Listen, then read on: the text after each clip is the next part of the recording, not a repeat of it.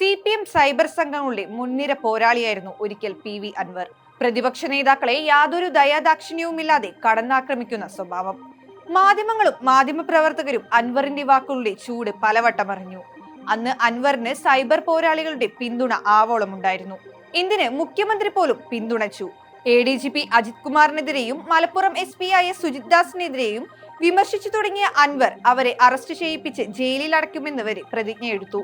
ഒടുവിൽ അൻവർ ജയിലിലേക്ക് പോകുന്ന കാഴ്ചയായിരുന്നു കാണാൻ കഴിഞ്ഞത്. ഫോറസ്റ്റ് ഓഫീസ് ആക്രമണം എന്ന ജാമ്യമില്ലാ കേസ് കൂടി ലഭിച്ചതോടെ പോലീസിന് കാര്യങ്ങൾ എളുപ്പമാവുകയും ചെയ്തു. പോലീസിന് എതിരെ ഉന്നയിച്ച ആരോപണങ്ങളിൽ പരാതി എഴുതി വാങ്ങി വിവാദം അവസാനിപ്പിക്കാനായിരുന്നു മുഖ്യമന്ത്രിയും പാർട്ടിയും ആദ്യം ശ്രമിച്ചത്. മലപ്പുറത്ത് നിന്ന് തിരുവനന്തപുരത്ത് നേരിട്ടെത്തി മുഖ്യമന്ത്രിയുമായി കൂടിക്കാഴ്ച നടത്തി മാധ്യമങ്ങളെ കണ്ട അൻവർ വെടിനിർത്തൽ പ്രഖ്യാപിക്കുകയും ചെയ്തിരുന്നു. പക്ഷേ ആരോപണങ്ങൾ അവിടെ കൊണ്ടൊന്നും അവസാനിച്ചില്ല. ആരോപണങ്ങൾ ADGP MR അജിത് കുമാറിലേക്കും മുഖ്യമന്ത്രിയുടെ പൊളിറ്റിക്കൽ സെക്രട്ടറി P ശശിയിലേക്കും കടുപ്പിക്കുന്നതായിരുന്നു പിന്നീട് കണ്ടത്. ഇത് അൻവറിന് ഇടതുനിരയിൽ നിന്ന് പുറത്തേക്കുള്ള വഴിയൊരുക്കുകയും ചെയ്തു.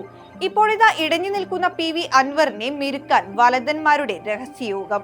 പിണറായിക്കെതിരെ കുരിശുയുദ്ധം പ്രഖ്യാപിച്ച് MLA സ്ഥാനം വെടിഞ്ഞ PV അൻവർ ഇരുതല മൂർച്ചയുള്ള വാളാണ്. സൂക്ഷിച്ച് ഉപയോഗിച്ചില്ലെങ്കിൽ പണി പാളും. എങ്കിലും നിലവിലെ സാഹചര്യത്തിൽ മുഖ്യമന്ത്രി പിണറായി വിജയനെ താറടിച്ചു കാണിക്കാൻ അൻവറിനോളം ബെസ്റ്റ് മരുന്ന് വേറെയില്ല.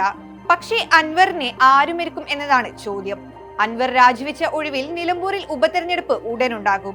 UDF പാനലിൽ ആര്യാടൻ ഷൗക്കത്തിനെ പരിഗണിച്ചാൽ താൻ കാലുവാരുമെന്നും VS ജോയിയെ മത്സരിപ്പിച്ചാൽ താൻ പിന്തുണയ്ക്കുമെന്നും അൻവർ പരസ്യമായി പ്രഖ്യാപിച്ചു കഴിഞ്ഞു.